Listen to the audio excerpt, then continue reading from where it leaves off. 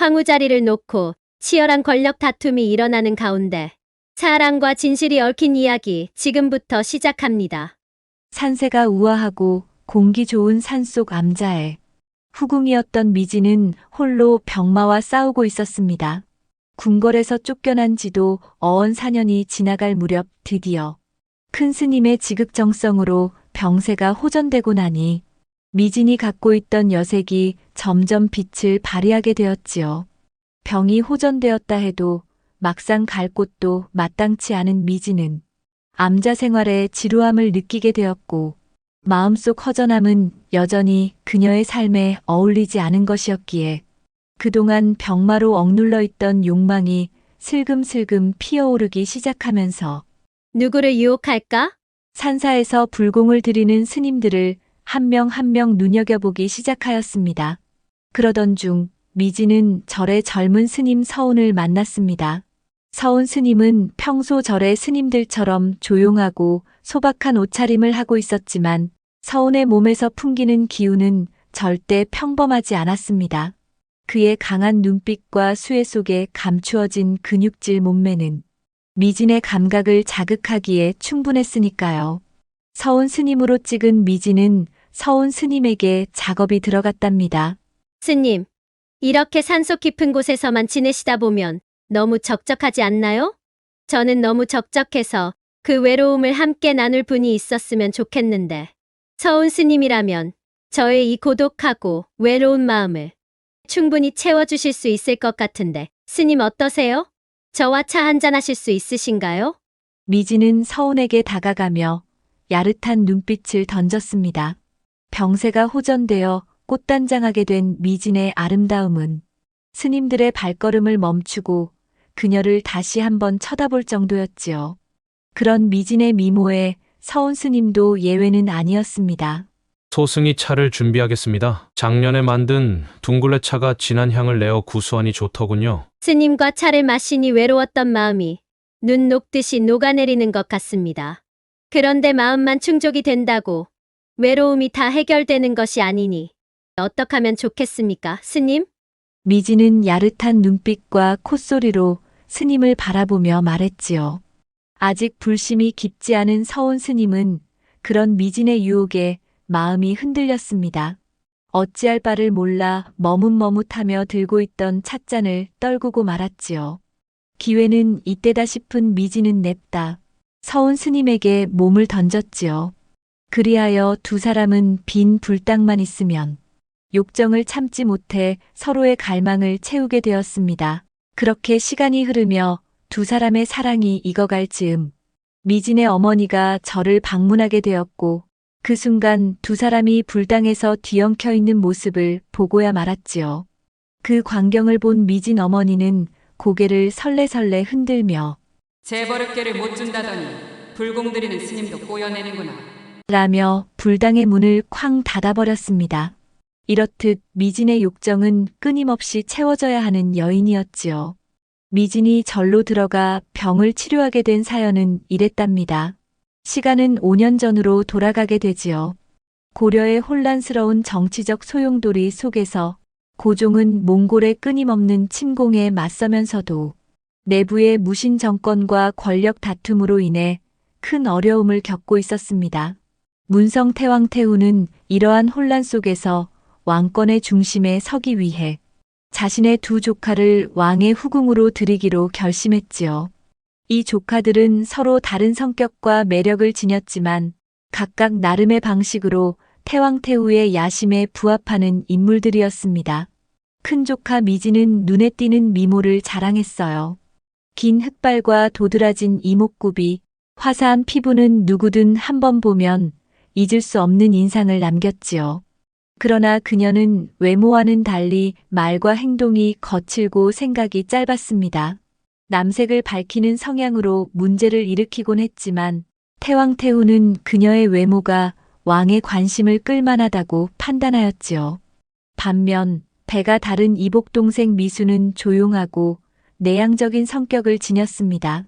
그녀는 책을 가까이 하며 지혜를 갈고 닦았고 단정한 행동과 온화한 미소로 주변 사람들에게 따뜻한 마음을 전했지요. 그러나 두 자매는 후궁이 되기 전부터 서로 미묘한 신경전을 벌였어요. 어느 날 태왕태후가 준비한 예법 수업에서 미진은 자신의 외모를 자랑하며 미수를 비웃었습니다. 미수야, 내가 아무리 책을 읽고 똑똑한 척해도 그 얼굴로는 왕의 눈길 한 번 받기 힘들겠지. 생긴 것이 부족하면 가꾸기라도 해야지. 뭘 믿고 그리 태평하니? 얼굴이 이 정도는 되어야 사람들의 시선이 머물 텐데 말이야. 미진은 자기의 얼굴을 손으로 가리키며 비웃듯 웃었습니다. 미수는 잠시 침묵했지만 곧 차분한 목소리로 대답하였습니다. 언니, 얼굴이 아름다운 건 한순간에 관심을 끌 수 있겠지만 그 다음엔 무엇으로 마음을 붙잡을 건가요? 왕 앞에서 언니가 틀린 한자라도 읽는 모습을 상상하면 안타깝군요. 미진의 얼굴은 금세 붉어졌습니다. 뭐라고? 내가 그렇게 잘난 척해도 결국 왕의 총애를 받는 건 내가 될 테니 두고 보자. 내 지식이 그리 대단하다면 왕 앞에서 실컷 뽐내보거라. 뭐 하긴. 이제 와서 호박에 줄 긋는다고 수박이 되겠니? 생긴 대로 살아야지. 미수는 얕은 미소를 지으며 대답하였습니다. 태왕태후 마마께서 지혜로운 자는 행동보다 생각을 먼저 한다는 것을 아시기 때문에 저를 먼저 후궁으로 드리려 했던 거 모르셨어요? 언니처럼 앞뒤 가리지 않고 말하는 사람은 결국 스스로 걸림돌이 되지 않을까요? 이렇듯 후궁이 되기도 전에 두 자매의 갈등은 고조되어 있었지요. 그렇게 후궁이 된 두 사람의 행로는 너무도 달랐습니다. 미진의 미모는 왕의 총애를 받았고 왕의 총애를 받으면서 점점 거만해져 갔습니다. 그녀는 자기의 뜻대로 되지 않으면 우라통을 터뜨리거나 궁인들을 거칠게 대하는 것으로 악명을 떨쳤습니다. 그러나 그녀가 환한 미소를 지으며 왕 앞에 나타날 때면 아무도 그녀의 거친 면모를 떠올리지 못하였습니다. 그녀는 달콤하고도 은은한 향기처럼 황제의 마음을 감싸 안았기 때문이지요. 폐하, 오늘도 그토록 많은 일을 하셨으니 얼마나 힘드시겠어요. 이제 저와 함께 잠시라도 마음의 평화를 찾으세요. 소인이 어깨를 주물러 드릴 테니 편안히 계셔요. 아, 시원하구나. 너의 손길이 하루의 피로가 싹 풀리는 것이 네 손이 천국이로다. 폐하, 손길만 천국이 옵니까? 어찌 손만이겠느냐? 폐하, 그럼 다른 맛도 느껴보시지요. 황제는 미진의 야릇한 행동에 숨이 멎을 듯한 가슴으로 미진에게 달려들었다지요. 이렇듯 황제의 총애를 한 몸에 받는 미진으로서는 궁 안에서도 자신의 지위를 과시하며 미수를 볼 때마다 은근히 비웃는 표정을 지었습니다. 미수야, 책이나 읽으며 고상한 척한다고 왕께서 너를 찾을 거로 생각했니? 사내란 말이다. 편안히 쉴 수 있는 여인의 품이 더 중요하단다. 왕이 좋아하는 건 책 속의 고상한 인물이 아니라 나에게서 느껴지는 향긋한 분내와 짜릿한 몸짓이란다. 호호호. 미진의 말을 들으며 미수는 차분한 미소를 지으려 했지만 마음속의 씁쓸함은 감출 수 없었습니다. 왕은 그런 미수의 처소에는 들지 않았기 때문이지요. 그러던 중 미진이 갑작스럽게 병에 걸렸습니다. 그녀의 얼굴은 창백해졌고 기운이 없어 보이는 데다 얼굴에 붉은 반점이 나타났으며 기침할 때마다 각혈하게 되었어요. 어느 날 왕이 그녀의 처소를 방문하려 하자 미진은 방문 앞에서 그를 막아섰습니다. 폐하, 제가 곧불에 걸려 폐하를 매실 수 없사옵니다.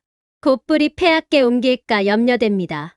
폐하의 건강이 우선이니 부디 이곳에 들어오지 마시옵소서. 라고 미진은 간절히 말하였어요. 왕은 그녀의 방을 안타깝게 바라보며 말했습니다. 미진아, 내가 병이 났다면 내가 옆에서 돌봐야 하지 않겠느냐? 그러나 미진은 완강히 거절했습니다.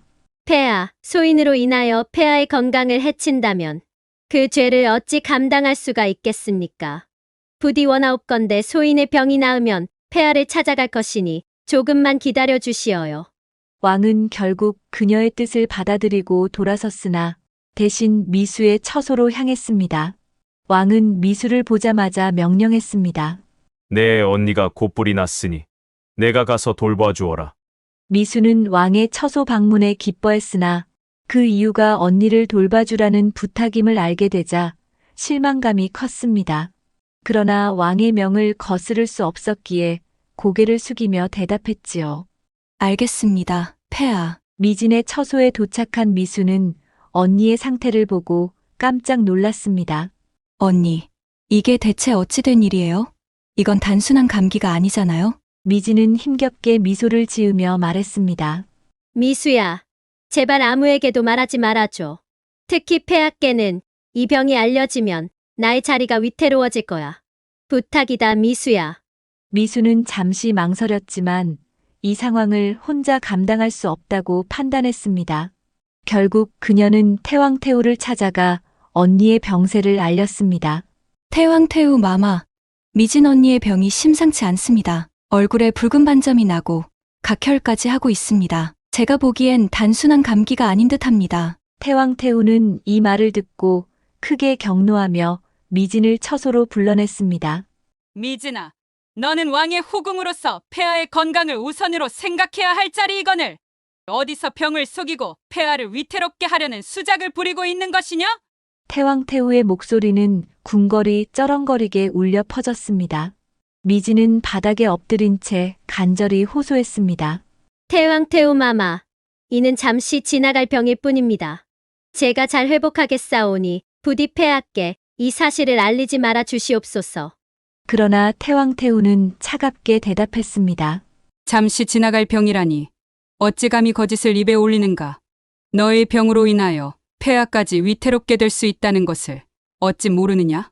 너는 더 이상 이곳에 머물 자격이 없으니 당장 이 궁을 떠나도록 하여라.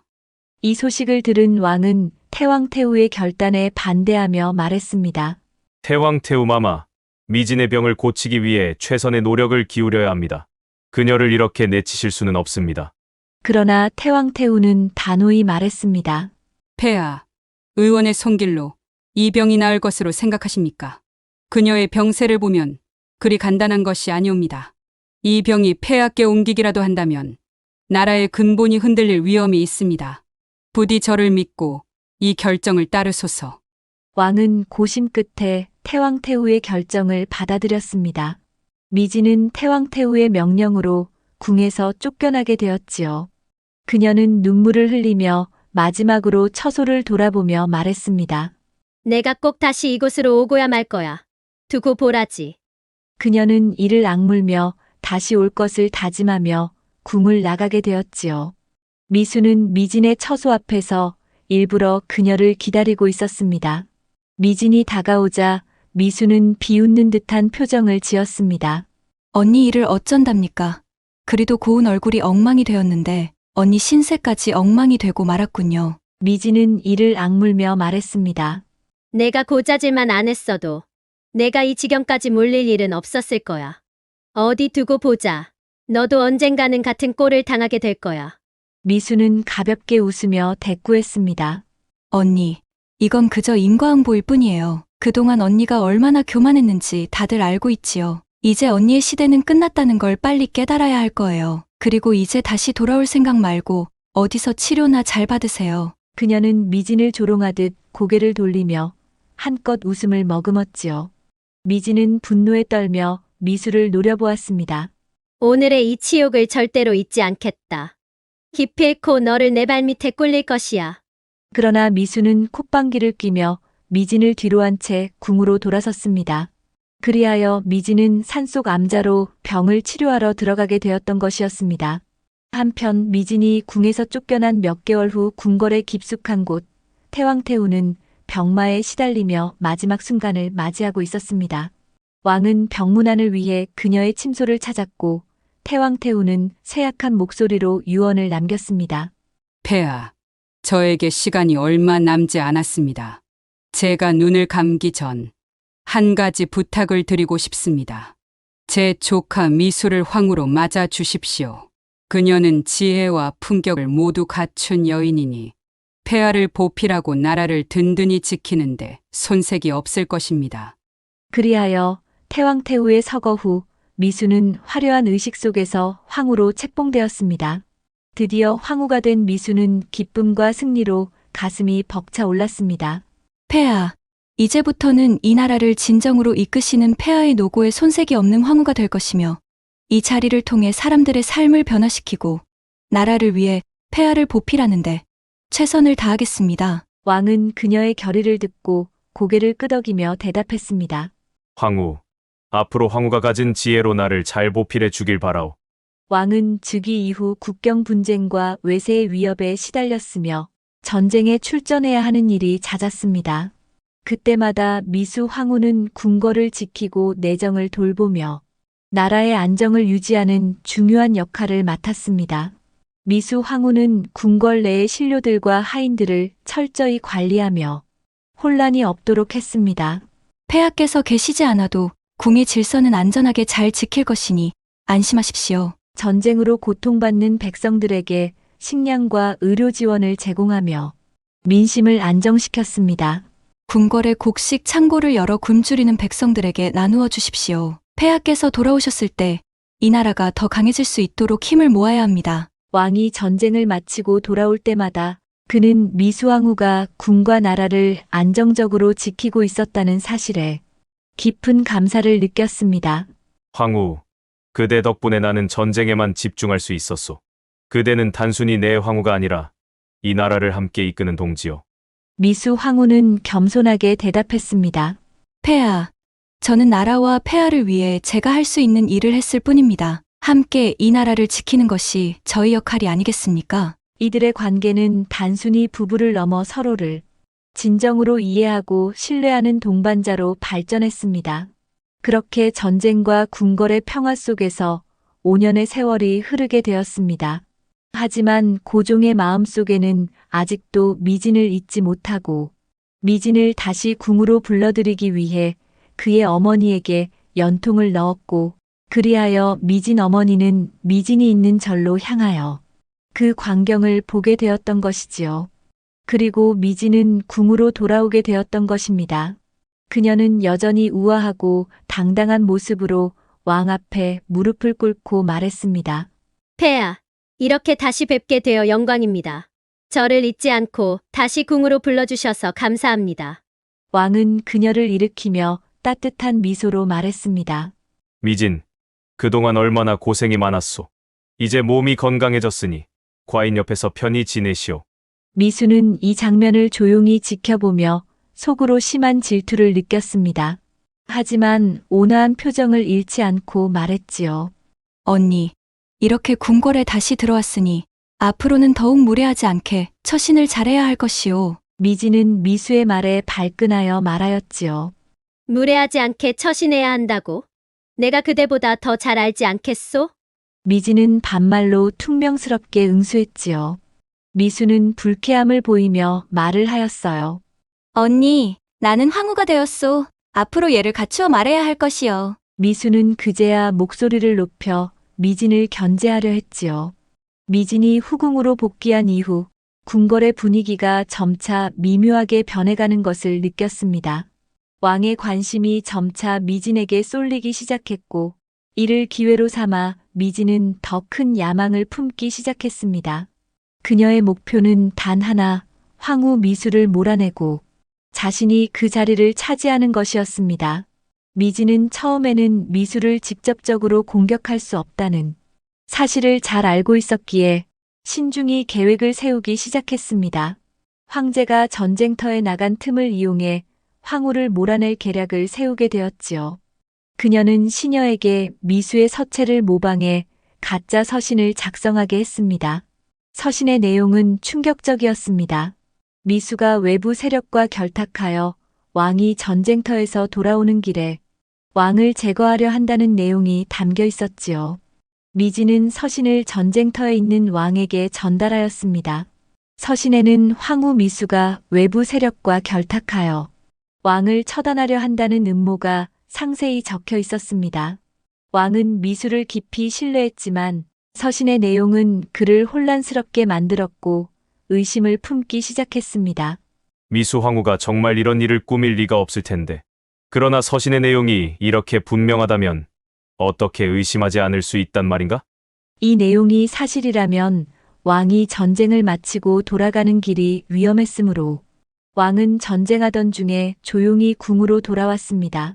아무 연락도 없이 갑자기 전쟁터에서 돌아온 황제를 보자 미수 황후는 깜짝 놀랐지요. 폐하 아직 전쟁이 끝나지 않은 것으로 아는데 어찌 이리 급하게 오셨습니까? 몰라서 묻는 것이오. 그대는 내게 절대 충성한다고 맹세하지 않았소. 그런데 이 서신은 무엇이오? 그대가 나를 속이고 있단 말이오? 미수는 서신을 보고 충격에 휩싸여 말했습니다. 폐하, 이 서신은 제가 작성한 것이 아닙니다. 누군가가 저를 모함하려고 꾸민 계략입니다. 그러나 왕은 미수 황후의 말을 믿기 어려워했고 신하들 또한 서신의 내용에 불안을 느끼기 시작했습니다. 폐하, 황후마마께서 이 모든 일을 부인하신다 해도 서신이 존재하는 한 사실 여부를 철저히 조사해야 합니다. 미진은 이제 더욱 기회를 엿보았습니다. 그녀는 하인들을 매수해 추가적인 증거를 조작했습니다. 미수의 하인들은 미수가 외부 인물과 은밀히 접촉한 장면을 보았다고 거짓으로 증언하기 시작했습니다. 황후마마께서 외부 사람들과 만나신 것을 보았습니다. 대화를 나누는 동안 폐하에 대한 이야기도 들렸습니다. 또한 미진은 미수의 방에 외부 세력과 관련이 있을 법한 서신과 금전을 몰래 두어 그것이 마치 미수가 외부 세력과 연계되어 있다는 증거처럼 보이게 했습니다. 모든 상황이 미수를 겨누게 되자 왕은 결국 황후의 직위를 박탈하기로 결심했습니다. 황후, 내가 그대를 얼마나 신뢰했는지 알고 있소? 그러나 이 상황에서 그대를 계속 황후로 두는 것은 나라를 위험에 빠뜨릴 수 있소. 이제 그대는 황후의 자리에서 물러나시오. 미수 황후는 눈물을 머금고 무릎을 꿇으며 간절히 말했습니다. 폐하, 저는 결백합니다. 저를 믿어주십시오. 그 순간 궁궐 한편에서 미진이 서서히 다가왔습니다. 그녀는 미수의 절박한 모습에 고개를 약간 갸우뚱하며 한 걸음 내디뎠습니다. 그녀의 얼굴에는 미소가 떠올랐고 미수의 고통에 대한 엷은 조롱이 섞여 있는 듯 보였습니다.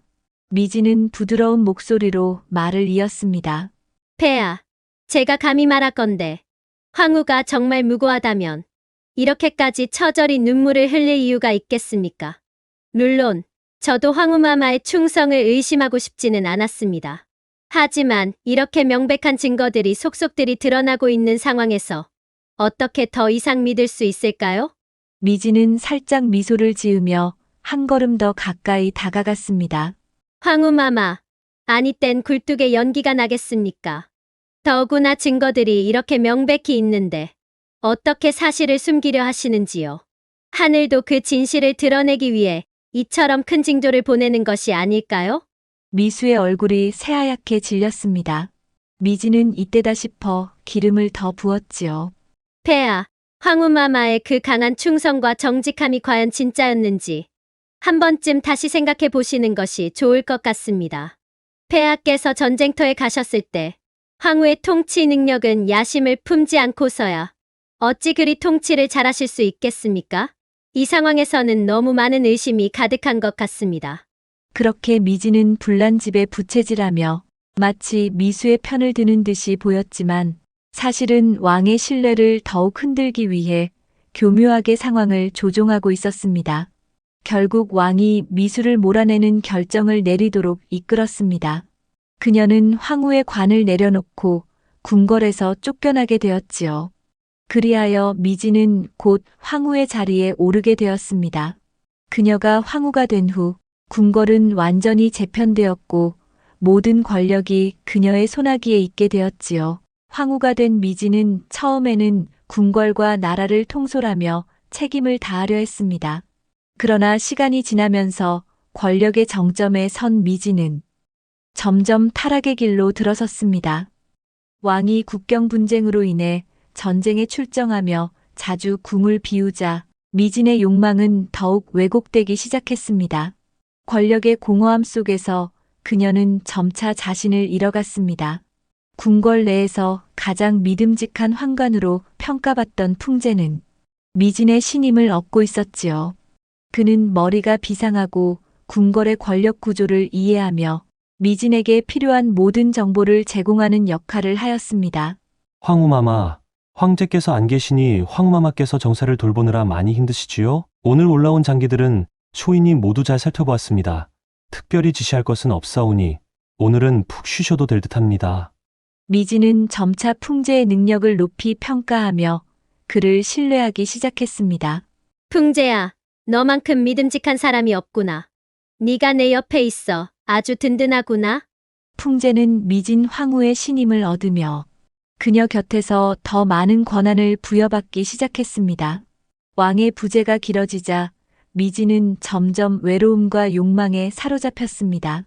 그녀는 밤마다 홀로 술잔을 기울이며 자신의 고독을 달래려 했고 결국 풍제에게서 위안을 찾기 시작했습니다. 어느 날 밤 미진은 술상 앞에 풍제를 불렀습니다. 풍재야, 네가 내 곁에 있어 정말 다행이다. 이 궁 안에서 나를 진심으로 이해해주는 사람은 너뿐인 것 같구나. 황후마마, 소인은 마마를 지키기 위해 무엇이든 하겠습니다. 폐하께서 부재 중이시니 더더욱 제가 나서야 하지 않겠습니까? 미진은 술기운의 풍제를 바라보며 속삭였습니다. 너는 나를 지키겠다고 했지. 그럼 내 외로움까지도 지켜줄 수 있겠느냐? 풍제는 잠시 당황했지만 미진의 권위와 분위기에 압도되어 그녀의 요청을 거부하지 못했습니다. 마마, 소인 무엇을 원하시든 따르겠습니다. 그럼 이리 와 어깨를 주물러 보거라. 아이고 시원하구나. 손끝이 여느 여인네보다 부드럽고 좋구나. 너도 사내라고 너의 손길에 온몸에 찌릿찌릿하니 옹달샘이 흐르는구나. 너도 여인의 몸을 만지니 무슨 반응이 오느냐? 마마 소인 같은 환관이 무슨 반응을 느끼겠사옵니까? 그래? 그럼 어디 보자꾸나 눈빛을 보아하니 아무래도 수상한데. 그러면서 미진은 풍제의 바지 속으로 손을 쑥 넣었지요. 그런데 이게 어찌된 일이랍니까?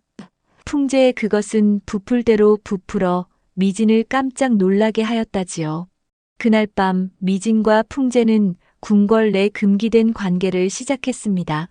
황후의 욕정까지 채워주게 된 풍제는 황후의 권력이 마치 자신의 것인 양 행동하기 시작했습니다.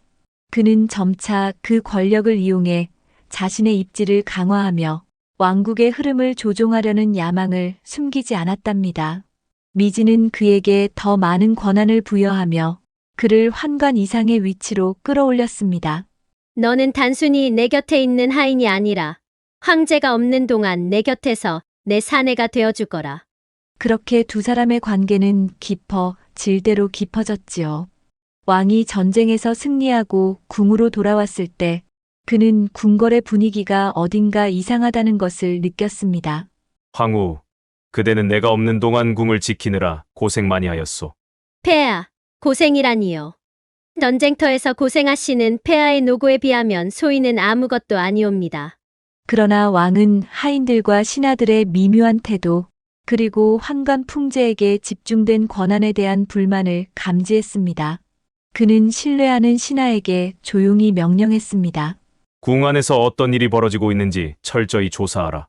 나의 눈이 닿지 않는 곳에서 무슨 일이 일어나고 있는지 알아야겠다. 왕은 신하에게 풍제의 움직임을 철저히 조사하라는 지시를 내렸습니다. 자신이 없을 때 어떤 일이 일어났는지 알아야 했기 때문이지요. 그리하여 왕은 다시 전쟁터로 나간다는 거짓을 황후에게 말하고 출정을 하게 되지요. 황후, 이번은 출정이 좀 길 것 같으니 내 없는 동안 황후가 고생 좀 해주시오. 걱정하지 마시어요.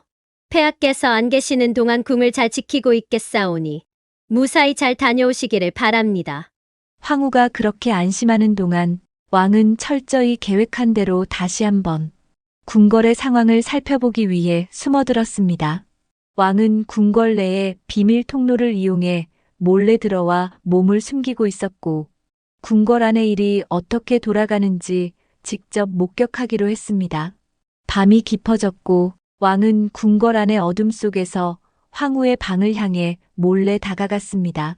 그 방 안에서는 황후의 자지러지는 소리가 들려왔고 왕은 더 이상 들을 수 없어 방문을 확 열어젖혔지요. 그곳에서 왕이 목격한 장면은 그가 상상했던 것보다 훨씬 충격적이었습니다. 황후와 풍제는 한 이불 속에서 서로의 몸을 맞대고 뒹굴고 있었던 것이지요. 방문이 열리는 소리가 들리자 황후는 날카롭게 소리를 질렀어요. 누구냐? 함부로 방문을 여는 자가 죽기를 각오했단 말이더냐? 라고 문 쪽을 쳐다본 미진 황후는 그만 그대로 얼어붙었지요. 실오라기 하나 걸치지 않은 알몸으로 기어와 황제 앞에 엎드려 자기의 죄를 변명하려 했지만 이미 황제의 표정은 싸늘했고 왕은 미진이 잡은 도포 자락을 뿌리치고 방을 나갔습니다. 미진은 무릎을 꿇고 눈물을 흘리며 애원했습니다. 폐하, 제가 잘못했습니다. 제발 한 번만 더 기회를 주십시오. 목숨을 걸고 다시는 이런 일이 없을 것입니다. 그러나 왕은 냉정히 고개를 저으며 말했습니다. 입이 10개라도 할 말이 없을 텐데 어디 얼굴을 들고 와서 뻔뻔하게 용서해달라는 말을 한단 말이오. 다시는 보고 싶지 않으니 썩 물러가시오. 미진은 황후의 복장을 벗고 호화로운 처소를 떠나 외딴궁 밖으로 쫓겨나게 되었지요. 풍제 역시 왕의 명령에 따라 차명에 처하며 궁궐에서 완전히 사라졌습니다. 미진과 풍제의 비극적인 몰락은 궁궐 안팎에 큰 파장을 남겼습니다.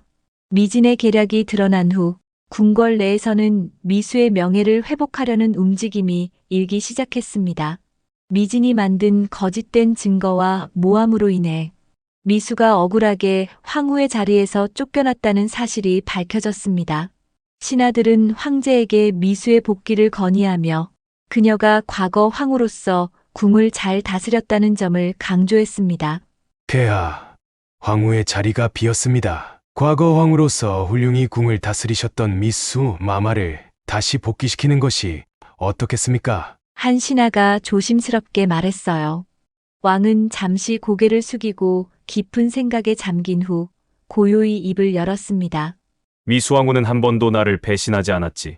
오히려 나에게 충성을 다하고 나라를 위해 모든 것을 바쳤지. 다시 황후의 자리에 복귀하여 내 그동안 잘못한 것을 용서받고 싶구나. 왕은 그 말을 마친 후 미수왕후의 복귀를 명령하였답니다. 황후, 그대에게 다시 황후의 자리를 돌려주게 되어 기쁘. 그동안의 모든 일은 내가 저지른 실수였소. 그대를 의심하고 직위를 박탈한 것에 대해 진심으로 사죄하오. 미수는 그의 사죄를 깊이 받아들이며 고개를 숙였습니다. 폐하, 제가 겪은 고통은 모두 지나간 일입니다. 다시 폐하를 모시게 되어 기쁩니다. 이제 폐하를 보필하는데 더욱 신중히 최선을 다하겠습니다. 그렇게 황후로서 다시 복귀한 미수 황후는 왕의 신뢰를 다시 얻으며 궁궐의 질서를 되찾아 나갔습니다. 과유불급이란 말이 있지요. 이는 지나침은 모자람만 못하다 는 뜻으로 너무 지나친 것이 오히려 해가 될 수 있다는 의미입니다. 들꽃야담 시청자 여러분, 우리 삶을 살아가다 보면 욕심을 내고 싶은 순간들이 많습니다. 그런 순간에 잠시 멈춰서서 한 번 더 생각해 본다면 아마도 여러 선택의 갈림길에서 후회를 조금 덜할 수 있지 않을까 하는 생각이 듭니다. 종의 뽀얀 속살에 반해 죽음에 이른 대감 이야기 들려드릴게요. 천하일색 동이와 대감의 사랑 속 칼날이 숨겨진 이야기 지금부터 시작합니다. 정대감 집의 넓은 마당 안 햇볕이 내리쬐는 날씨에 천하일색 여종동이가 널쩍한 빨래통에 빨랫감을 잔뜩 넣고 열심히 발로 밟고 있었습니다. 초여름인데도 한여름 같은 날씨에 땀에 젖은 저고리는 속살이 비치고 치맛자락을 걷어올리자 종아리와 허벅지도 새하얗게 드러나 그녀의 매끄러운 피부는 눈부신 햇빛을 받아 더욱 빛나게 돋보였답니다. 그런 동이의 모습을 멀찌감치해서 정대감과 머슴 삼식은 한참을 훔쳐보면서 눈을 떼지 못했지요. 이 더운 날씨에 저토록 가녀린 다리로 잔뜩 쌓인 빨래를 밟고 있으니 마음이 애달프구나. 정대감은 땀을 뻘뻘 흘리며 힘겹게 빨래를 하는 동이의 모습을 안쓰럽게 지켜보고 있었지요. 한쪽 귀퉁이에서 동이를 훔쳐보는 또한 사람이 있었으니 이 집의 머슴인 나이 많은 호랍이 삼식이었습니다.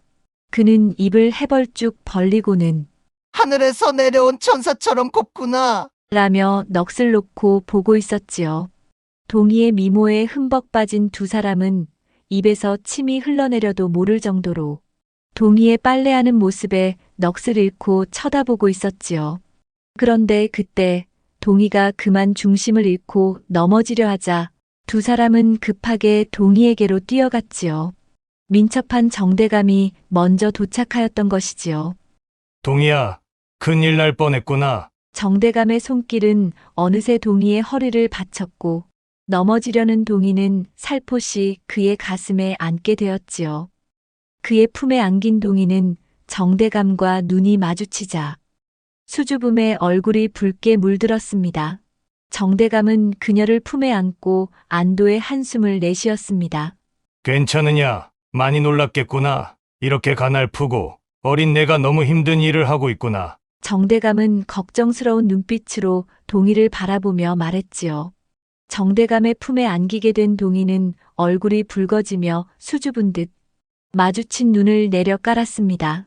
정대감은 그녀의 얼굴에 스며든 불그레한 기운 때문인지 무척이나 더운 날씨임을 느끼게 되었지요. 동희는 저고리를 들썩거리며 말했어요. 초여름인데 벌써부터 이렇게 덥다니. 이번 여름은 폭염으로 더울 것 같아요. 안 그렇습니까, 대감마님? 그러자 정대감은 동희의 말에 약간 당황하며 말했답니다. 그래, 아주 날씨가 덥구나. 웬 날씨가 벌써 이렇게 더운 건지 원. 허허. 정대감이 맞장구를 치자 동희가 목을 만지며 말하였지요. 더워서 그런지 목도 타고 웬 땀이 이렇게 나는지. 라며 윗 저고리를 들썩거리며 말하자 정대감은 동희의 속살이 민망하여 얼른 삼식을 불렀답니다.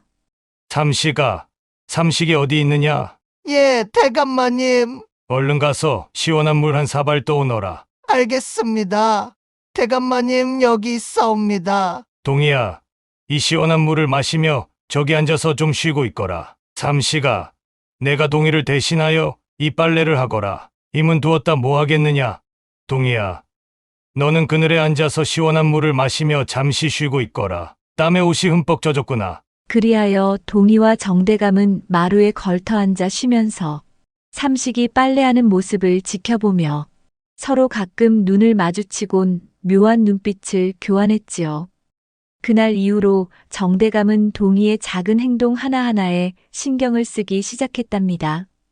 그날의 빨래하는 모습에서 느꼈던 가녀린 동희의 아름다움이 그의 마음속에 깊이 새겨졌고 그 모습이 떠오를 때마다 정대감의 가슴은 알 수 없는 설레임으로 가득 차오르곤 했습니다.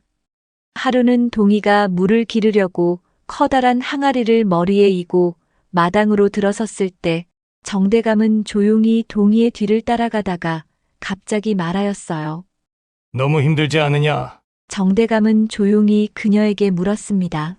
동희는 깜짝 놀라며 고개를 돌렸고 괜찮습니다, 대감마님. 하며 습관처럼 고개를 숙이다가 그만 머리에 이고 있던 물동이에서 물이 쏟아져 정대감의 온몸을 흠뻑 적시고 말았답니다.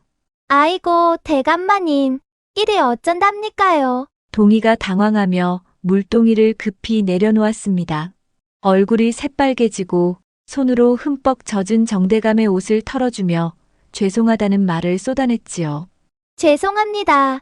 대감마님 정말 죄송합니다. 그녀의 목소리는 떨리고 있었습니다. 정대감은 당황한 동희를 바라보며 그 모습에 살며시 미소를 지었습니다. 물이 온몸으로 쏟아졌지만 그것은 문제가 되지 않았지요. 천하일색 동희의 실수는 무엇이라도 용서가 되었으니까요. 이 더운 날씨에 동희 덕분에 아주 시원하게 목욕을 했구나. 동희 덕분에 이렇게 밖에서 시원한 물에 몸을 식혔으니 내 너에게 상을 주어야겠구나.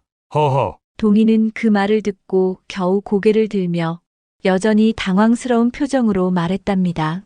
대감마님, 소인의 실수로 복면을 당하셨는데도 그렇게 말씀해 주시니 몸둘 바를 모르겠습니다. 라며 정대감의 옷에 묻은 물을 털어주다 그만 정대감의 아랫돌이 빳빳하게 서 있는 부분이 동희의 손에 덜컥 걸리고 말았습니다.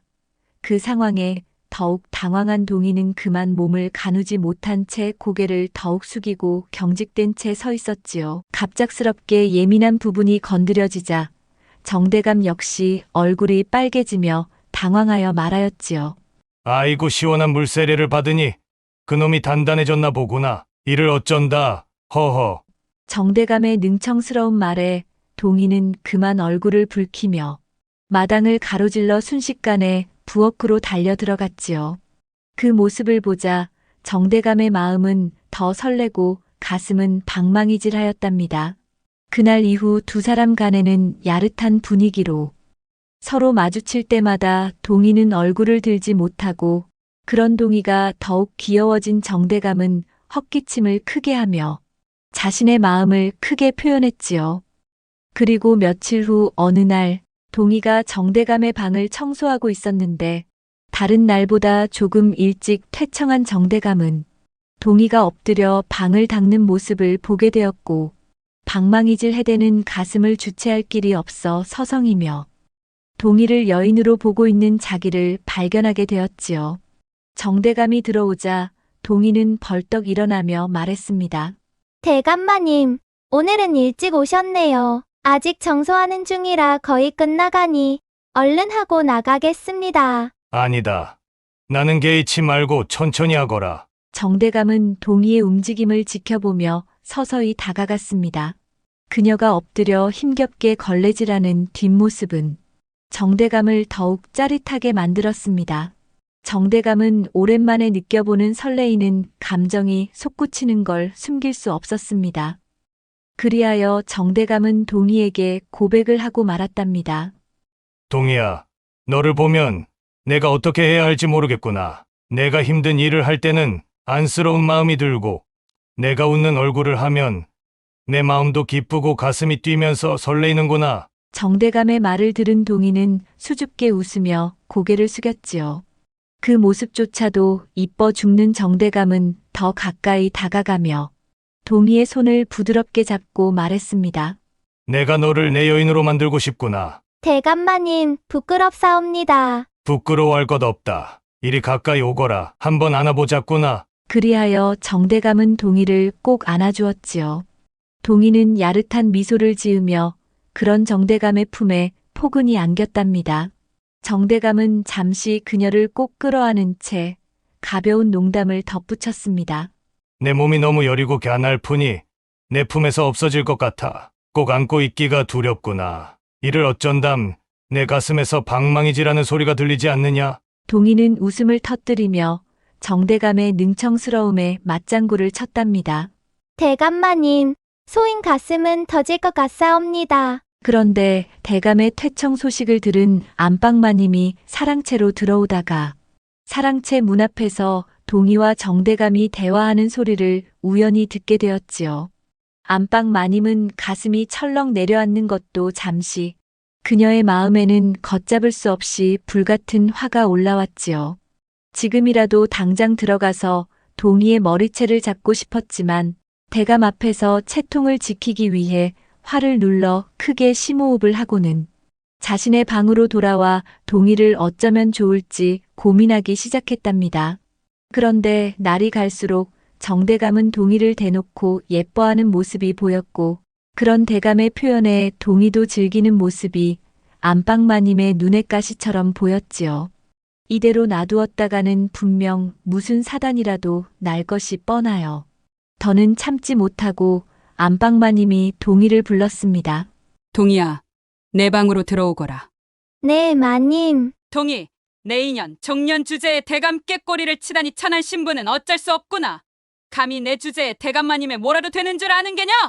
마님, 소인은 아무것도 한 것이 없사옵니다. 그저 대감마님께서 예쁘게 봐주셨을 뿐입니다. 예쁘게 봐주셨다. 내년이 꼬리를 치지 않고서야 대쪽 같은 대감께서 너같이 하찮은 계집에게 관심을 주었단 말이냐? 맹랑한 계집 같으니. 아닙니다. 마님 소인 억울하옵니다. 억울하다고? 꼬리가 9개는 달린 계집 같으니라고. 더 이상 꼬리를 쳤다가는 죽음을 면치 못할 것이야. 알겠느냐? 안방마님의 거침없는 막말에 억울했던 동희는 그만 화가 치밀어 올랐답니다. 그리하여 동희 역시 똑같이 눈에는 눈, 이에는 이로 갚아주기로 하였답니다. 그럼 죽기 전에 대감마님과 동침이라도 해야겠네요. 아무래도 늙고 절구통 같은 마님보다는 젊고 가냘픈 소인이 품기에 더 좋지 않겠어요? 뭐라? 인연이 싹싹 빌어도 시원찮을 판에 그런데 먹지 않은 말을 하다니. 내가 명줄을 재촉하는구나. 마님께서 죽이시겠다고 하니 죽기 전에 대감마님을 깨어나 볼 생각입니다. 뭐시라? 내년이 죽고 싶어 환장을 했구나. 어느 안전이라고 함부로 주둥이를 놀리는 게냐 이년. 하며 안방마님은 동희의 뺨을 때리고 머리채를 잡으며 화풀이를 단단히 하고 있었지요. 화가 머리끝까지 올라온 안방마님은 동희의 머리채를 잡아 끌며 소리소리 지르고 동희를 때리자 동희는 이때다 싶어 엉 소리 지르며 울고 불고 난리를 피웠답니다. 마님 소인이 무엇을 잘못했다고 이러십니까? 마침 그 소리를 듣고 정대감이 방으로 들어와 두 사람의 싸움을 뜯어 말렸습니다.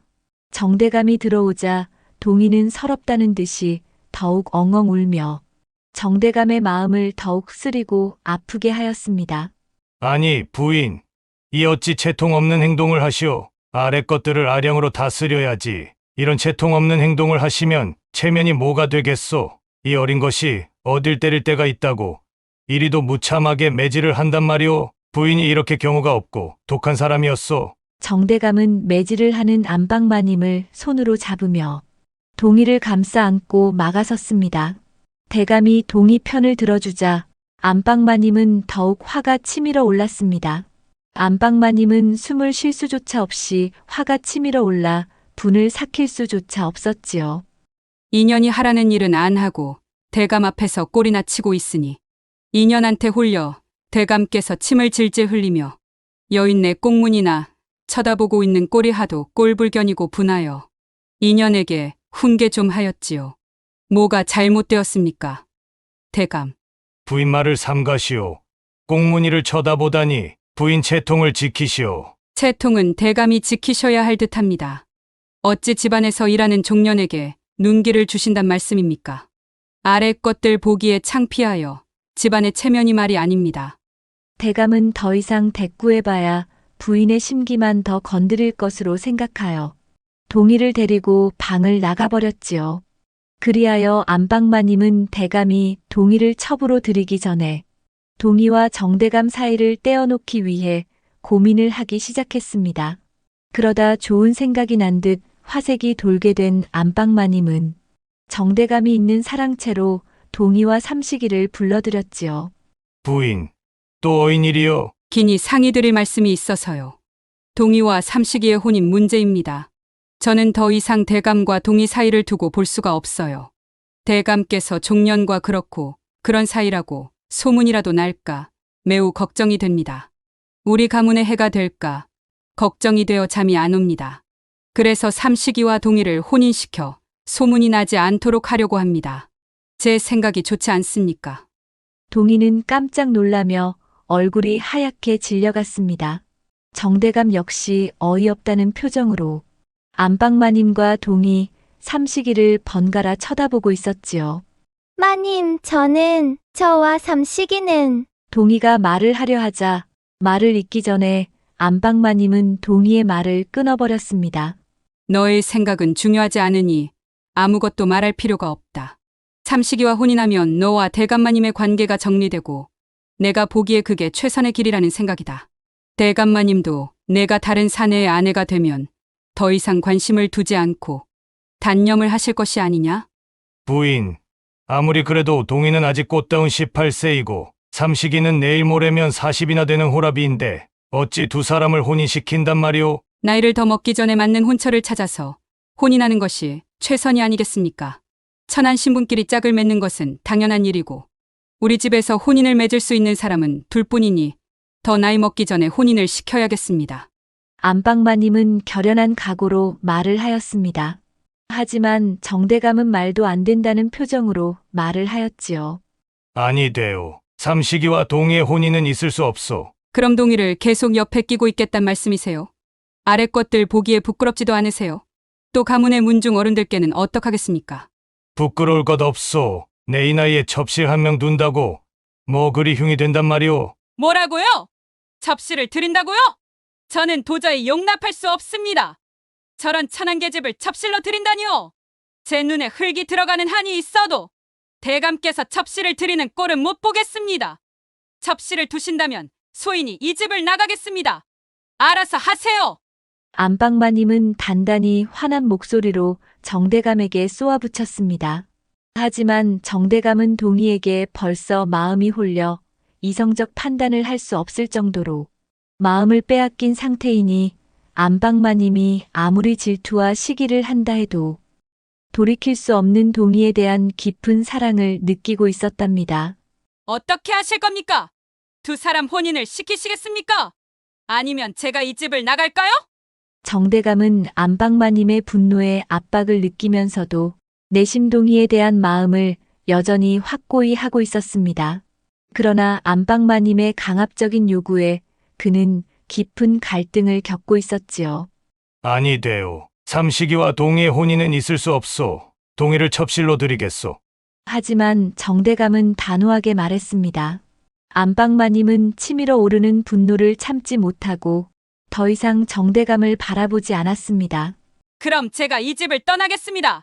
조강지처를 버리면 패가망신을 면치 못한다고 하였습니다. 어디 이 천한 것이랑 얼마나 잘 사는지 내 똑똑히 지켜보지요. 부디 저 천한 종년과 천년만년 행복하게 살아보시구려. 그녀는 눈을 부라리며 방을 나가려고 일어섰습니다. 정대감은 안방마님을 붙잡으려 했지만 안방마님은 그 손을 매몰차게 뿌리쳤습니다. 이제 저를 막지 마세요. 그 말을 끝으로 안방마님은 집을 떠날 준비를 시작했습니다. 그녀는 대감에게 더 이상 아무런 기대를 하지 않았고 그동안의 분노와 억눌린 감정이 폭발하였습니다. 안방마님은 모욕감과 수치심을 더 이상 참을 수 없어 결국 집을 떠나게 되었답니다. 동희야, 이제 우리 둘만 남았구나. 이제 우리 둘이 알콩달콩 살아보자꾸나. 정대감은 조아라 동희를 끌어안았고 동희도 갖은 아양을 떨며 말했습니다. 서방님, 이제 소희는 서방님의 여인이 되었습니다. 제 인생에서 이보다 기쁜 일은 없을 것이옵니다. 서방님. 젊은 여인을 아내로 맞은 정대감은 밤이 새는지도 모르게 빳빳한 가지를 사용하는 즐거움에 도끼자루 썩는 줄 모르고 알콩달콩 살아가는 듯 했지요. 동희는 다른 하인들의 부러움을 한 몸에 받으며 안방마님의 자리를 꽉 차고 앉았다지요. 동희가 안방마님이 되자 집안일을 시킬 여종이 필요했답니다. 그래서 동희마님은 자기 마음에 드는 여종을 뽑기 위해 하인을 지원한 여인들의 면접을 보게 되었지요. 너는 이름이 무엇이더냐? 소인 순심이 옵니다. 너는 무슨 일을 잘하느냐? 시키시는 일이라면 뭐든지 잘할 수 있습니다. 허긴 보아하니 힘쓰는 일도 잘하겠구나. 그런데 몸을 보아하니 너무 많이 먹을 것 같구나. 먹는 것만큼 일을 잘 해낼지 궁금하구나. 마님, 먹는 건 조금 먹고 일은 더 많이 합니다. 걱정하지 마십시오. 그래, 그건 일을 시켜봐야 아는 일이고. 다음, 너의 이름은 뭐더냐? 저는 춘자입니다. 너는 비쩍 말라서 뭔 일을 하겠느냐? 소인시켜만 주시면 얼마든지 잘할 수 있습니다. 마님, 하긴 말은 장작이 잘 타긴 하더라만. 다음, 너는 이름이 무엇이냐? 소인은 옥분이라 하옵니다. 너는 하인으로 오는데 무슨 분치를 그렇게 하얗게 하고 왔느냐? 누굴 꼬시려고? 저런 여우 같은 년을 들이면 대감께서 넘어갈지 모르니 절대로 들여서는 안 되겠지. 동희는 속으로 생각하며 여인들을 보고 또 보고 하였지요. 아무리 봐도 일을 맡길 마땅한 사람이 없구나. 이렇게 사람 구하기가 힘들어서 원. 어쩔 수 없지. 힘이라도 세 보이는 아이를 들이는 수밖에. 너 순심히 먹는 만큼 일을 잘할지 두고 보겠다. 일단 내 방에 들어가서 청소부터 해보거라. 예, 마님 감사합니다. 그리하여 동희마님은 자기가 하고 있던 일을 맡길 여종을 구하였지요. 그리고 동희마님이 은밀히 순심이에게 일을 시키는 일이 생겼습니다. 그것은 다름 아닌 저녁이면 산으로 가서 달맞이 꽃을 꺾어오라고 시켰습니다. 순심아, 너는 내가 시키는 일이라면 뭐든지 한다고 했겠다. 네, 마님 뭐든지 시켜만 주세요. 그래, 그럼 저녁이 되면 산에 가서 달맞이 꽃을 꺾어 오너라. 마님 낮에 가서 꺾으면 아니 됩니까? 이 멍청한 것아. 달맞이 꽃은 낮에는 피지 않고 저녁에만 피는 꽃이니 그러지 않느냐? 마님, 그래도 저녁에 산에 가라니요. 소인 무섭습니다. 순심이가 망설이며 물었습니다. 너는 내가 시키는 모든 일을 한다고 하지 않았느냐? 그럼 일을 그만두겠느냐? 내 품삯을 더 줄 터이니 은밀히 달맞이 꽃을 꺾어 오너라. 동희 마님은 엄한 표정으로 명을 내렸습니다. 그리하여 순심이는 여름 내내 산에 가서 달맞이 꽃을 꺾어왔고 동희 마님은 그 꽃을 햇볕에 잘 말렸습니다. 그리고 그녀는 달맞이 꽃을 가루를 정성껏 만들어 정대감의 국그릇에 조금씩 넣어서 상을 차렸습니다. 정대감의 음식에 달맞이 꽃을 넣는 것은 아무도 모르게 진행이 되었고 동희가 직접 몰래 넣어서 정대감이 먹도록 하였습니다. 그렇게 6개월이 흐르자 정대감은 점차 몸이 쇠약해지기 시작했습니다. 처음에는 가벼운 피로감과 두통으로 시작했지만 시간이 지나면서 증상은 점점 심각해졌습니다. 그는 자주 기운이 없고 식사도 잘하지 못하게 되었습니다. 밥을 먹고 나면 소화가 잘 되지 않고 속이 메스꺼워져 계속해서 앓는 날이 이어졌습니다. 요즘 들어 힘이 빠지고 몸이 좀 이상한 것 같은데 아무래도 나이를 먹어서 그런지 계속 기운이 없구나. 정대감이 그런 말을 할 때마다 동희는 말하였어요. 서방님, 매일 밤마다 쉬지 않고 그렇게 달려드니 어느 장사라도 견디기 힘드실 거예요. 그런가? 내가 밤에 힘을 너무 쓰나 보구나. 그러니 동희, 내가 조금 덜 달려들 거라. 밤마다 요염한 자태로 있으니 내가 참을 수가 없구나. 서방님, 힘내시게 보약이라도 다려드려야 할 것 같네요. 그리하여 동희는 정대감이 매일 먹는 밥에 넣는 것도 모자라서 보약에까지 달맞이 꽃가루를 넣었습니다. 그러던 어느 날 정대감은 갑자기 심한 복통에 시달리기 시작했습니다. 몸이 점점 쇠약해지고 발열과 함께 체온이 급격히 상승했지요. 그의 얼굴은 창백해지고 눈은 흐릿해졌고 점차 숨도 가빠지며 입술은 파래졌습니다. 그의 상태는 나날이 악화되어 갔습니다. 정대감은 동희에게 너무 아파서 몸을 가눌 수 없다고 하며 의원을 부르라고 요청했습니다. 그러나 의원의 진맥과 약으로는 잠시뿐 특별한 차도가 없고 지속적인 고통으로 시달리게 되었지요. 정대감은 오래 버티지 못하고 죽음을 눈앞에 두었습니다. 마지막으로 정대감은 동희에게 말을 했어요. 동희야, 아무래도 내가 몸을 일으킬 수 없으니 의원을 다시 불러다오. 이러다가 죽을 것 같구나. 그러십니까, 대감마님? 잘 되었네요. 제가 바라던 날이에요. 제가 이 날을 얼마나 기다렸는지 아세요? 그게 무슨 말이냐? 대감마님께서 죽는 날을 기다렸단 말입니다. 아니, 내가 왜? 그럼 내가 나를 죽이고 있었단 말이냐? 그렇습니다. 제가 대감을 죽이고 있었습니다. 3년 전 저에게 아버지 같으신 분이 제가 보는 앞에서 대감께 죽임을 당하셨지요. 그때부터 저는 그 원수를 갚기 위해 살아왔습니다. 이제 그 원수를 갚게 되었으니 죽음도 두렵지 않습니다. 정대감은 죽어가면서도 동희의 말을 들으며 말하였습니다. 내가 죽인 사람이 누구이게 이렇게 원수라 하여 나를 죽이게 된 것이더냐? 시간이 과거로 돌아가 이야기는 다시 3년 전으로 거슬러 올라갑니다. 방 안에는 점잖은 대감과 15세 된 동희가 앉아 있었지요. 대감이 말하였습니다. 동희야, 내가 너를 갓난아이 때부터 보아왔는데 벌써 이렇게 일도 잘하는 처자가 되었구나. 이제 내 족쇄를 태워버렸으니 너는 자유의 몸이다. 혼자서도 내 삶을 책임질 수 있는 나이가 되었으니 평민으로 자유롭게 살아보거라. 대감마님 소인 아직 어리고 할 줄 아는 것이 없사옵니다. 아직 대감마님 곁에 있으면서 더 배우고 싶사옵니다. 동희야, 나한테 무엇을 더 배우겠느냐? 이렇게 잘 자랐으니 독립하고 잘 살 수 있을 것이다. 대감마님 감사합니다. 소인 죽을 때까지 대감마님 은혜 잊지 않겠습니다. 동희는 감격하며 고개를 숙였습니다. 대감 덕분에 그녀는 종의 신분에서 벗어나 새로운 길을 시작할 수 있게 된 것이었습니다. 이제 자유를 느끼며 마음껏 열심히 살아가려는 기쁨과 희망에 찬 모습이었지요. 시집 가는 날 꼭 내게 알려야 한다. 어떤 청년과 혼인하는지 꼭 보고 싶구나. 네, 대감마님 꼭 다시 찾아뵙겠습니다. 그동안 건강하게 계세요. 그녀의 마음속에는 그날이 다가오기를 바라는 열망이 있었습니다. 그럼 안녕히 계세요, 어르신. 그런데 그때 갑자기 밖에서 큰 소리가 들렸습니다. 전하의 복위를 방해해온 반역자 유관은 사약을 받으라는 어명이다. 대감과 동희는 밖으로 나갔을 때 놀라지 않을 수 없었습니다. 많은 군관과 관리가 들이닥쳤던 것이었습니다. 그게 무슨 말입니까? 반역자라니요? 다른 왕을 모시려고 한 놈이 반역자가 아니면 무엇이겠느냐? 관리는 쩌렁쩌렁한 목소리로 날카롭게 말하였습니다.